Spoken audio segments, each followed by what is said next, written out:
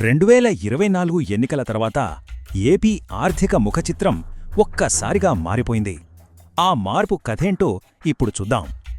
2024 తర్వాత కొత్త ప్రభుత్వం తన ఆర్థిక వ్యూహాన్ని పూర్తిగా మార్చేసింది. అసలు ఏం జరిగిందో చూద్దాం. ఇంతకుముందు సంక్షేమంపై పెట్టిన దృష్టిని ఇప్పుడు మౌలిక సదుపాయాల వైపు మళ్లించారన్నమాట.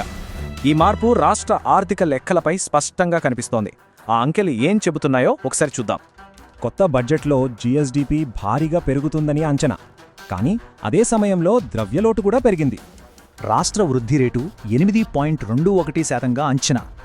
ఇది గత సగటు కంటే చాలా ఎక్కువ. పెట్టుబడిదారుల నమ్మకానికి ఇది నిదర్శనం. దేశంలోని మొత్తం పెట్టుబడుల్లో 4వ వంతు రాష్ట్రానికే దక్కింది. ఈ కొత్త మార్పుకు నిదర్శనంగా ఆగిపోయిన 2 మెగా ప్రాజెక్టులు మళ్లీ మొదలయ్యాయి. 5 ఏళ్ల తర్వాత అమరావతి రాజధాని ప్రాజెక్టు మళ్లీ పట్టాలెక్కింది.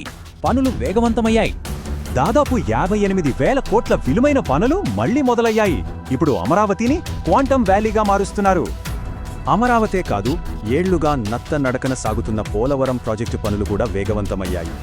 సరే, ఈ భారీ ప్రాజెక్టులకి నిధులు ఎలా? దానికోసమే ఒక కొత్త పారిశ్రామిక విధానాన్ని తీసుకొచ్చారు. పెట్టుబడి పరిమాణాన్ని బట్టి రకరకాల సబ్సిడీలిస్తున్నారు. దీంతో పెద్ద కంపెనీలను ఆకర్షిస్తున్నారు. దాని ఫలితమే ఈ భారీ పెట్టుబడుల వెల్లువ. ముఖ్యంగా ఇంధన రంగంలో పెట్టుబడులు ఎక్కువగా వచ్చాయి. చూడండి, బ్రూక్ఫీల్డ్, రీన్యూ ఎనర్జీ లాంటి పెద్ద కంపెనీలు క్లీన్ ఎనర్జీపై భారీగా పెట్టుబడులు పెట్టాయి.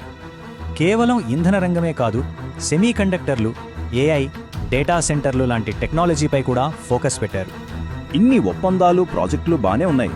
కానీ అసలు సవాలు వీటిని ఆచరణలో పెట్టడమే.